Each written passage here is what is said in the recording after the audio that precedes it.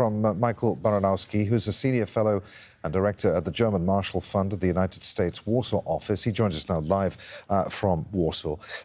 Michael, I just want to first get your thoughts on this vote. The UN General Assembly condemning Russia's attack on Ukraine by a large majority. It's called on Russia to end its aggression. Is that going to make a blind bit of difference? Sure. Russia is right now isolated, and I hope that President Putin especially, but also the Foreign Minister Lavrov, whom you were quoting, will listen to the voice of the world, because that's what we are hearing in the UN, and decide to end this this pointless war. I would not, though, expect the war to go differently. At this very moment, I think the war for Russia is going badly, but we have, unfortunately, a long weeks of brutal fighting ahead of us. And what is the feeling there in Warsaw at the moment about what's happening? How concerned are people there? Well, first of all, we are looking to the innocent civilians who are being killed in Ukraine, frankly, in disbelief. This meant to be a quick operations from a quick war, from what we understand when it comes to President Putin's goals. Instead of it, Russia is losing a lot of soldiers. The numbers quoted by the Russian MFA is just not correct.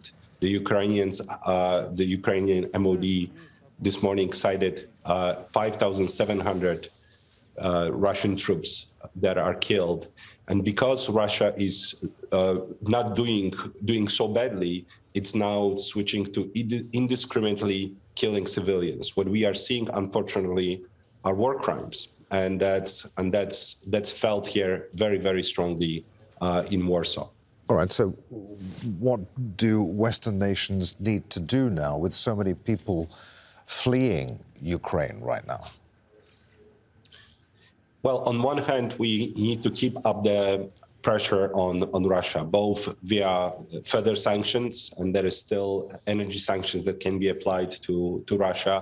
We absolutely need to keep providing the military help to Ukraine, because they are fighting not only for their own sovereignty, but peace and sovereignty of Europe, and really the rule-based world system. But at the same time, we are facing a huge humanitarian disaster. There is over 800,000 Ukrainians that left Ukraine already, and others want to leave, but they can't because they are being shelled, they're being shot at by Russian forces. So what needs to happen is a creation of humanitarian corridors that would allow these people to leave. And then Poland, the EU, and the world needs to take care of these people. We already have close to 500,000 of Ukrainian citizens on Polish soil.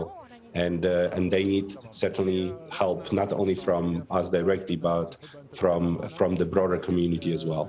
Good to talk to you, Michael. Many thanks indeed for being with us. Michal Baranowski there in Poland, in Warsaw.